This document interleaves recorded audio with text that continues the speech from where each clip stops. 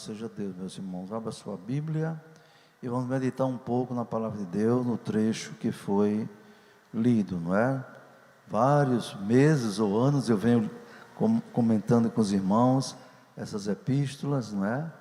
E vamos para frente, vamos até Deus, que Deus queira que a gente comente, depois pode passar para o Antigo Testamento e assim por diante. Então, no livro de Hebreus, capítulo 4, nós vimos nas reflexões passadas, não é? No culto de doutrina, que aquele povo israelita que morreu no deserto, muitos morreram, vários milhares, foi porque não obedeceram a Deus.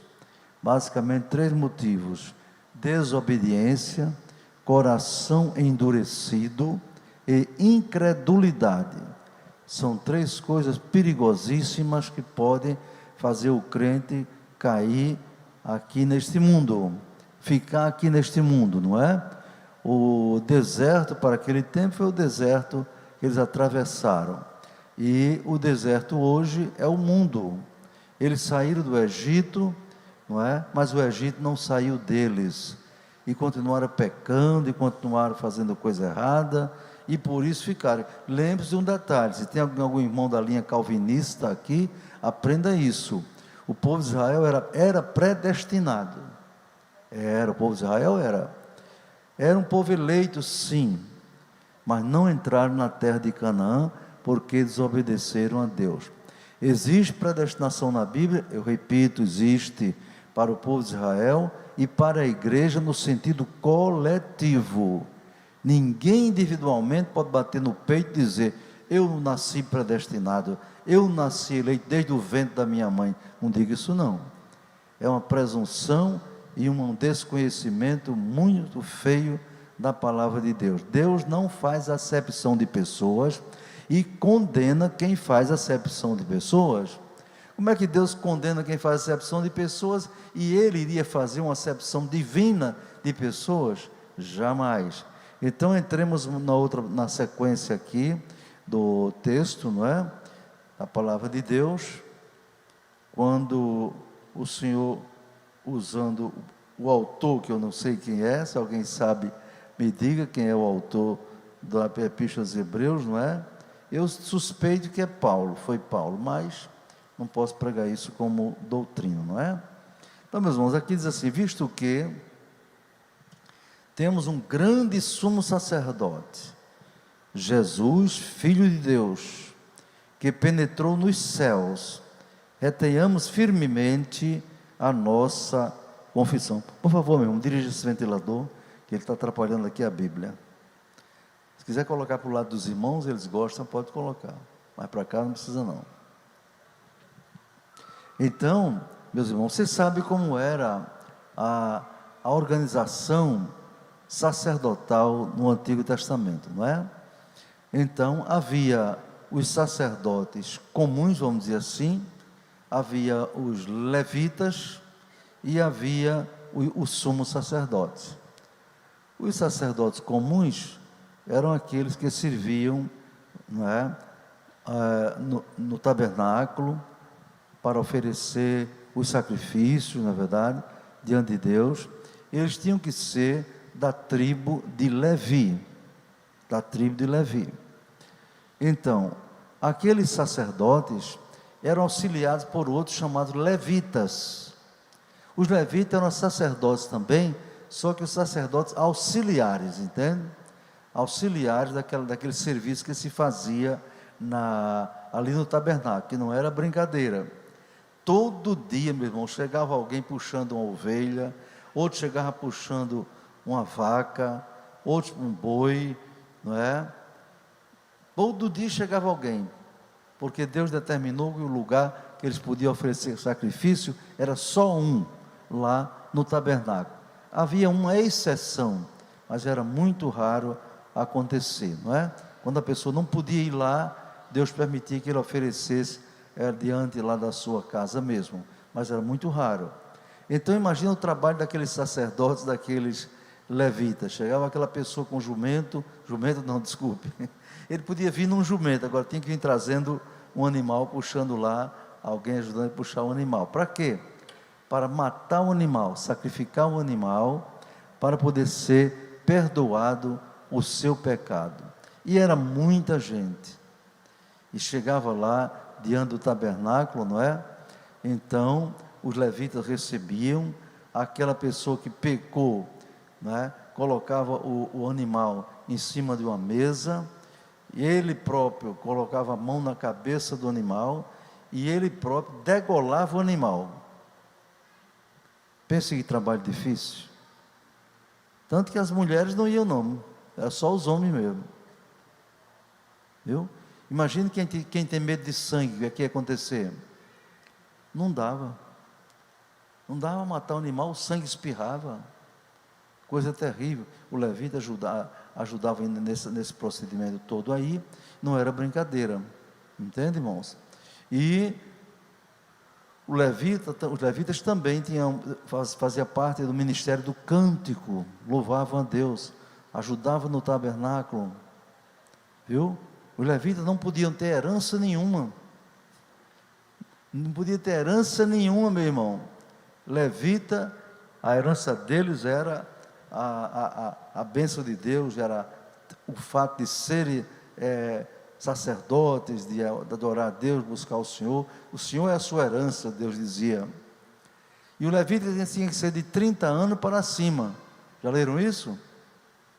30 anos para cima. Hoje aparecem alguns cantores na igreja, com 20 anos, com 18 anos, quando dizem que é levita. Não, meu irmão, cuidado com isso. Esse termo levita é uma expressão do Antigo Testamento. No Novo Testamento não tem mais levita não. Tem levita não, viu? Todos somos sacerdotes, até as irmãs são sacerdotisas também, no sentido espiritual. Pois 1 Pedro 2:9 diz: vós sois a geração eleita, o sacerdócio real. Vós inclui todo mundo que é crente em Jesus, certo? Agora, você não vê, aí a irmã pode pensar: por que eu não sou consagrada pastora, a bispa? Bispa é um nome novo. Quando eu era aluno do ginásio, não é? No nível médio antigo, eu não tinha essa palavra bispa, não, era episcopisa, o feminino de bispo, não é verdade? Não tem. Jesus andou com várias mulheres que serviam a ele como obreiras, ajudando no seu ministério, mas não chamou nenhuma para fazer parte do colégio apostólico. É por isso que nos consagra. Aí Paulo, quando fala sobre o ministério, deu uns para apóstolos, para evangelistas, para pastores, outros para doutores. Não fala em apóstolas, presbíteras, bispas, não fala nisso. Agora, as irmãs têm uma missão muito importante na igreja e podem ajudar em muitos trabalhos, melhor até do que muitos homens, sem dúvida alguma, mas é preciso manter o padrão bíblico para a organização ministerial. Então você tinha sacerdotes auxiliares, levita, os sacerdotes comuns, e tinha o sumo sacerdote. O sumo sacerdote era o chefe dos sacerdotes, era o líder espiritual de Israel, meus irmãos. Como Israel vivia numa teocracia, e mesmo depois da monarquia, havia o líder, vamos dizer assim, o líder político, o líder administrativo do povo, não é? E tinha o líder espiritual, não é? Moisés era o líder que levava o povo, que dirigia o povo, entendeu? Na sua organização, mas o líder espiritual era Arão. E Arão era o que de Moisés? Quem se lembra? É irmão. Miriam, por exemplo, a irmã dele, teve um papel tremendo. Miriam foi líder. Foi. Moisés, Miriam e Arão eram líderes do povo. Tanto que quando o povo de Israel passou o Mar Vermelho, foi o que Miriam fez? Reuniu as mulheres e pegaram o tamboril, meu irmão, e os tambores, e cantavam: só o Senhor é Deus, só o Senhor é Deus, aquela coisa maravilhosa, né? Um hino bonito, os inimigos derrubou do Mar Vermelho o cavalo e seu cavaleiro. Foi Miriam, tá certo? Era ela líder sim do povo de Israel, mas não foi sacerdotisa. É bom entender isso. Agora, o sumo sacerdote era Arão. não é? Mas Arão foi um sumo sacerdote, e aqui diz, foi um sumo sacerdote, mas não diz que ele era um grande sumo sacerdote. Mas Arão, meus irmãos, com toda a sua unção que ele recebeu de Deus, toda a graça que ele tinha, toda a autoridade espiritual que Arão tinha, ele falhou. Ele falhou. Quando foi que Arão falhou? Quando Deus chamou Moisés lá para o Monte Sinai, não é? Para entregar os 10 mandamentos, a lei de Deus. Moisés passou 40 dias e 40 noites sem comer e sem beber água. Jejum total, absoluto. Como pode uma coisa dessa, não é? Somente, meus irmãos, um milagre de Deus. Somente. Não se pode entender isso, pois o corpo humano tem 70% de água. E se você não se hidratar, você vai morrer desidratado, sofrer uma série de consequências para a sua saúde, perigosas. Então Moisés está lá em cima, ouvindo Deus falar, não é? No meio daqueles trovões do fogo que estava lá em cima do monte, e o povo de Israel lá embaixo, e aquela turma que saiu do Egito, irmãos, mas o Egito não saiu deles, aquela turma pressionou Arão, que Arão foi lá embaixo, tomando conta do povo, não é? Então aquela turma da pesada, não é? Chegou para Arão e disse: olha Arão, esse Moisés que faz 40 dias que ninguém sabe o que aconteceu com ele, esse homem deve ter morrido lá em cima, deve ter desaparecido, ninguém sabe o que houve dele. Olha Arão, a gente precisa continuar a marcha em direção a Canaã, então precisamos de deuses, olha, logo no plural, deuses que nos levem para lá, para a terra prometida, entendeu? E o pobre do Arão, coitado, sumo sacerdote, caiu na besteira de ouvir a voz daqueles desordeiros, daqueles rebeldes, daqueles incrédulos, e digo: olha, faz o seguinte, as mulheres tragam aí os seus brincos, as suas gargantilhas, suas pulseiras, suas joias, tragam tudo aqui. E dentro era muita joia, viu?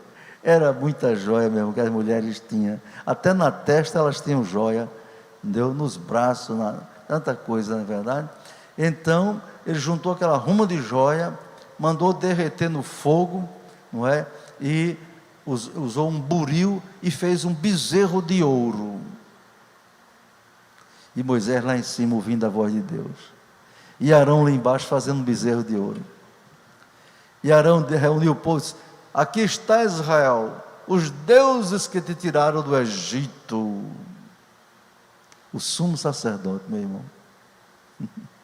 o sumo sacerdote da tribo de Levi cometeu uma tragédia dessa, uma apostasia, uma heresia, uma desobediência, uma rebeldia sem nome para se poder qualificar. E o povo então começou a dançar em torno do bezerro, e dançava e pulava. Ali tinha reteté, viu, irmão? Mas ali não era reteté de Deus, não, era reteté do cão. Alguém quer ganhar R$1.100, só ganha se mostrar reteté de Deus. Teve um camarada agora, um irmão lá de Natal, que mandou um e-mail para mim: o seu Deus pode não fazer a pessoa pular, mas o meu Deus pode, porque meu Deus fez isso, fez aquilo e tal, me exortando, não é? Eu respondi para ele: meu querido irmão, sim, o senhor disse que tem R$100 para dar, pois bem, na Bíblia tem isso e tal, tal. E meu amado, me mostre na Bíblia, no Novo Testamento, porque no Antigo Testamento tem reteté do Satanás, os profetas de Baal também pularam em cima do altar, aquela coisa toda. Me mostra o Novo Testamento, eu vou aumentar a cota, eu ofereço R$1.000, agora não é 100 não, agora é 1.000, darei R$1.000 ao senhor, se eu mostrar por escrito, onde Jesus pulou, dançou, correu para lá e para cá, viu? Onde Pedro, Tiago, João, Barnabé, Paulo, onde Maria, mãe de Jesus, não é? E outras irmãs do Novo Testamento, elas saíram correndo para lá e para cá, feito umas loucas, entendeu? Rodando a baiana, fazendo aviãozinho, munganga de todo tipo, queda de asa. Você viu que já viu que é tudo igual, né? Pode prestar atenção, é tudo igual, é tudo imitando. Você vê que não é do Espírito Santo. Quando é do Espírito Santo tem originalidade. Não, é aviãozinho, queda de asa, corta a espada. É tudo igual, meu irmão. Pastor Miranda me disse que lá em Mossoró, ele estava pregando, então um irmão levantou-se de lá do banco e veio cortando espada. Ele chegou perto, Miranda disse: volte e sente no seu lugar. Ele voltou. Pronto. Isso não é de Deus não, isso é exibicionismo, nervosismo, irmãos. É para se exibir, é para se mostrar. Entendeu? Cuidado com isso. O irmão, eu estou aguardando que ele mostre na Bíblia. Se ele mostrar na Bíblia, Jesus pulando, dançando, aí falou de Davi. Davi, quando a arca veio, Davi dançou. Verdade. É verdade. Porque a dança fazia parte da liturgia do povo oriental. Dançavam mesmo. Mas eu quero ver no Novo Testamento. E outro detalhe que eu disse para ele: onde Davi dançou, meu irmão? Davi dançou no templo. Dentro do templo, me mostre. Me mostre, eu desafio. Miriam dançou dentro do templo? Não. Dançou depois do Mar Vermelho. Meu querido, se eu fizesse parte daquela turma que atravessou o Mar Vermelho, quando eu chegasse do outro lado, eu dançava, eu pulava, eu plantava bananeira. Entendeu? Agora, porque a pessoa se alega na igreja, sai correndo para lá e para cá, desequilibrado. Não, meu irmão, não faço não. Eu não sei. Estão filmando essa passagem. Uma vez que eu falei aqui, uma sexta-feira, sobre isso, contra isso, meu irmão, foi mais de 2 milhões de visualizações. Meu Deus.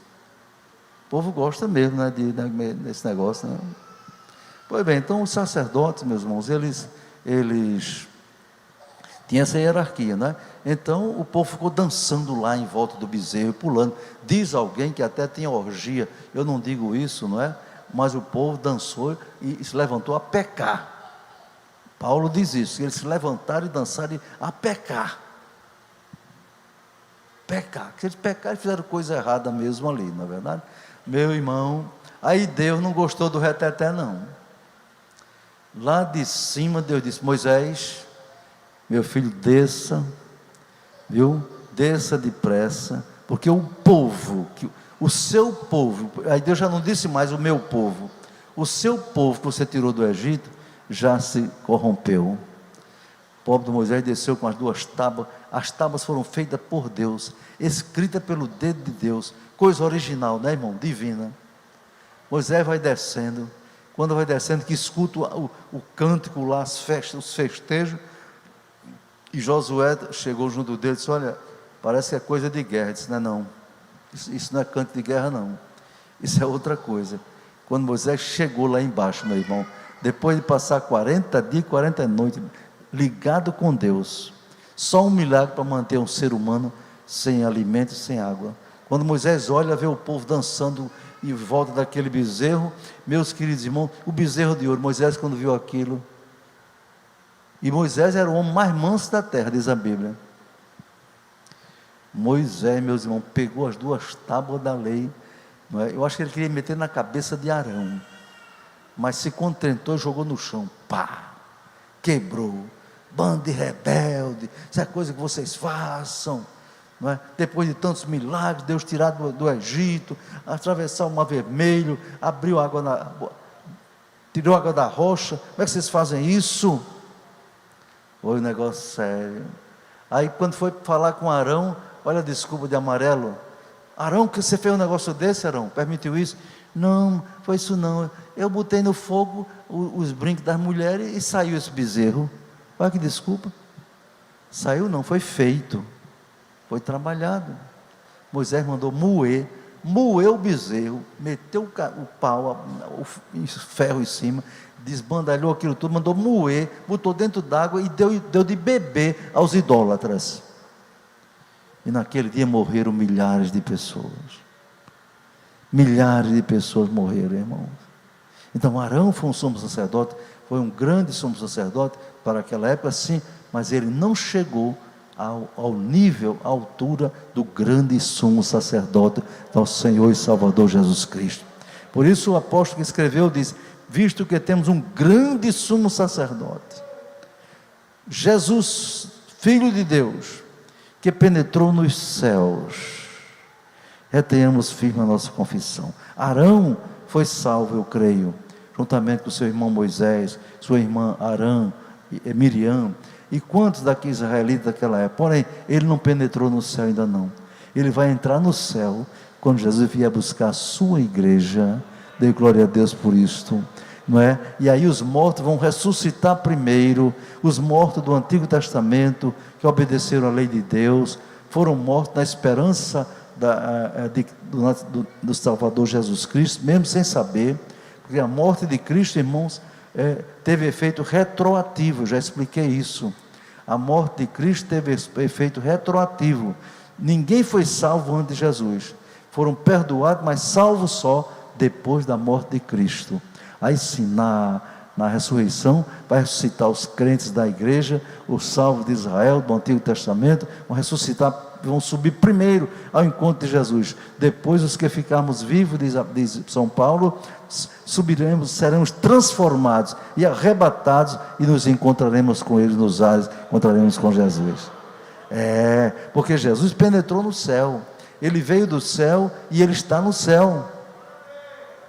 Louvado seja Deus. Arão era homem, e a Bíblia diz que em Hebreus, que ele foi sujeito a mesmas fraquezas, tanto que Arão não foi um sumo sacerdote da altura de Jesus, porque Arão tinha que oferecer todo ano sacrifício, irmãos.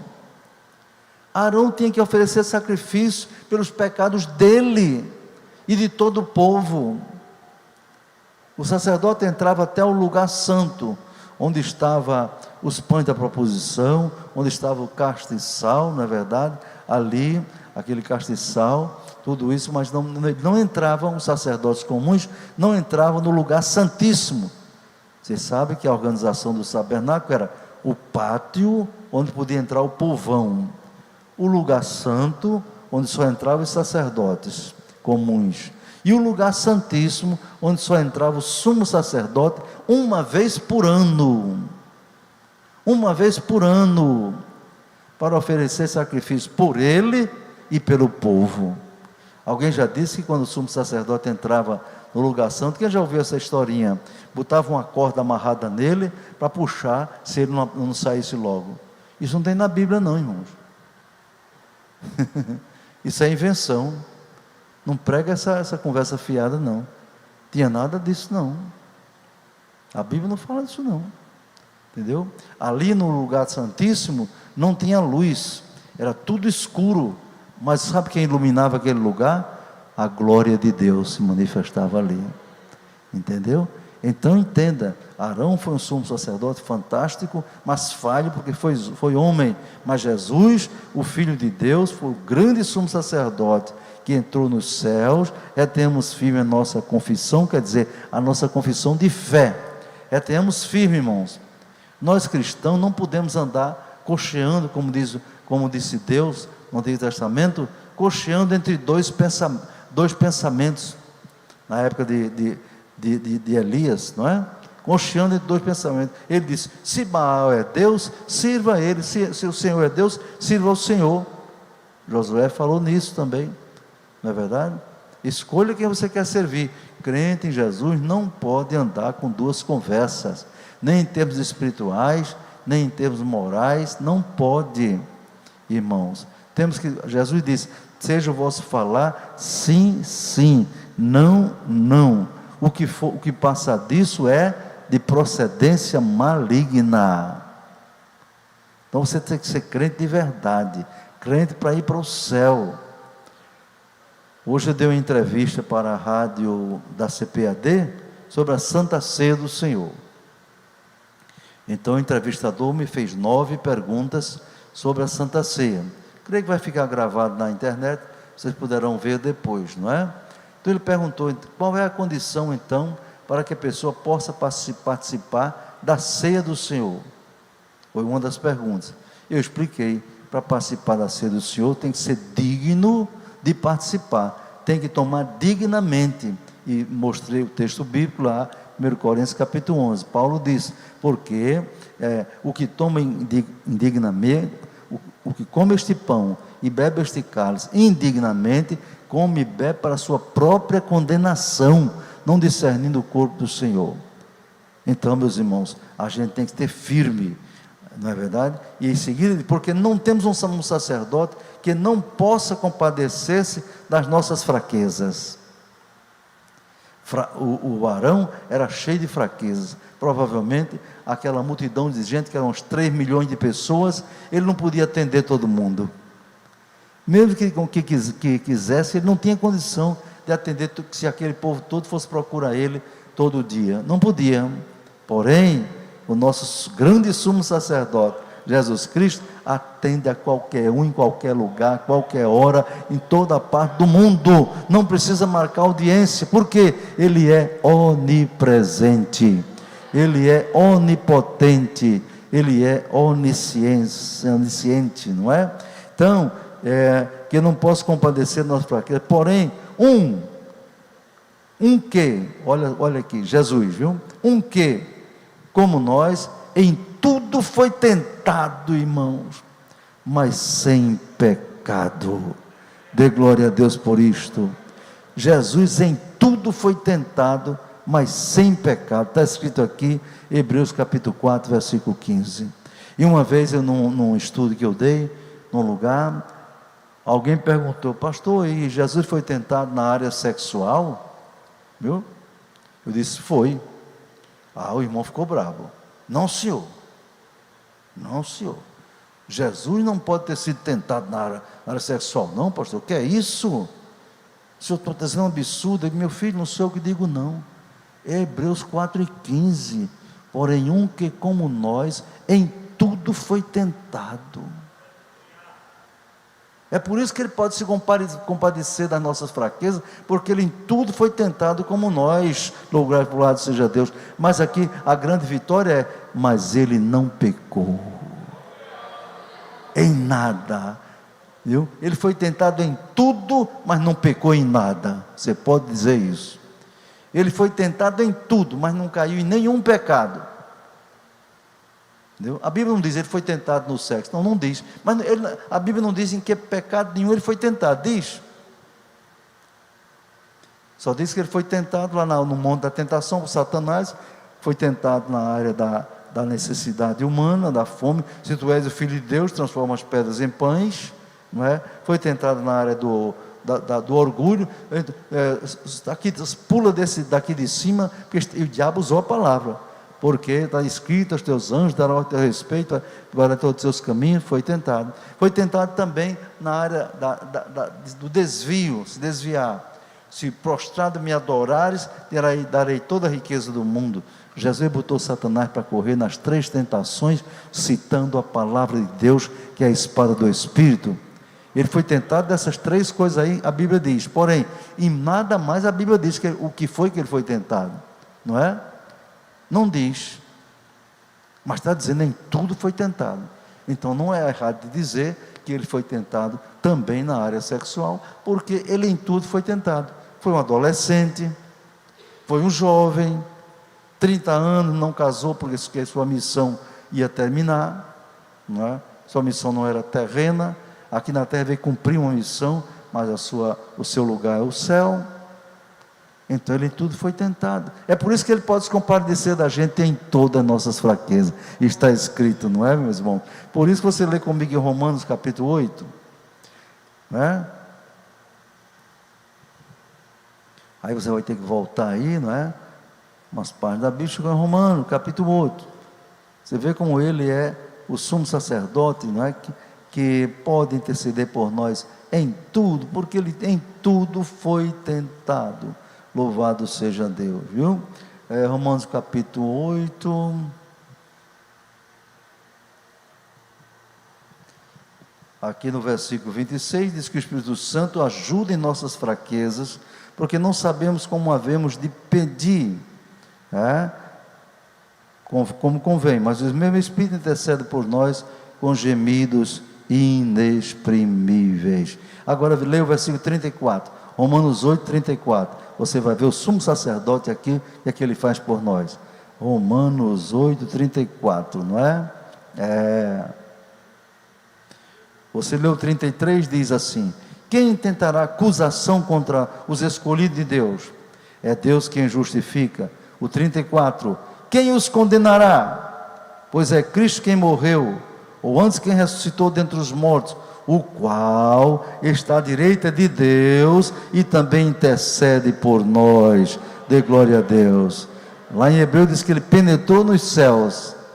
Em Romano diz que ele está à direita de Deus e também intercede por nós. E em seguida diz, porque ele intercede por nós, olha, 36, quem nos separará do amor de Cristo? A tribulação, a angústia, ou a perseguição, ou a fome, ou a nudez, ou o perigo, ou a espada, como está escrito, por amor de ti somos entregues à morte todo dia, mas em todas estas coisas somos mais do que vencedores por aquele que nos amou. Por quê? Porque ele intercede por nós. Ele intercede por nós, meus irmãos. Volte lá para Hebreus, não é? Louvado seja o nome do Senhor. Voltemos para Hebreus capítulo 4, onde já estamos pertinho de terminar esse trecho que estamos comentando, entendeu, meus irmãos? Então, Jesus é esse sumo sacerdote maravilhoso, que pode compreender nossas fraquezas e nos ajudar, porque Ele, como nós, em tudo foi tentado. E por isso, cheguemos, versículo 16, cheguemos, pois, com confiança ao trono da graça, para que possamos alcançar misericórdia e achar graça, a fim de sermos ajudados em tempo oportuno. Dê glória a Deus por isso, meu. Chegar ao trono da graça quer dizer, é entrar na presença de Deus, na sua casa, no seu quarto, em qualquer lugar, você pode entrar na presença de Deus. E Arão, por exemplo, somos sacerdotes, a pessoa não podia chegar na presença dele a qualquer hora, em qualquer lugar, não. Porque ele era homem e só estava no lugar, naquela tenda dele ali. Mas não estava lá no norte, não estava lá no sul, não. Mas o grande sumo sacerdote Jesus, ele é maravilhoso, não é, meus irmãos? Você pode entrar na presença dele, no trono da graça, na bicicleta, na moto, no carro, no ônibus, no seu trabalho, no seu quarto, no seu banheiro, em qualquer lugar, andando pela rua, você pode entrar na presença dele. Você pode entrar na presença dele de manhã, de tarde, de madrugada, de noite, qualquer hora, você pode entrar na presença dele. Uma coisa que, e tem mais, ele diz, tudo que pedis ao Pai, em meu nome, eu o farei, para que o Pai seja glorificado no Filho, não é? Jesus Cristo, diz Paulo, é o único mediador entre Deus e os homens, Jesus Cristo o homem. Então esse é um sumo sacerdote maravilhoso, não é? Glória a Deus por isso. Encerramos essa parte, e na próxima doutrina, no próximo ensino, entraremos no capítulo 5, viu? Capítulo 5 do livro de Hebreus, se Deus quiser, meus irmãos.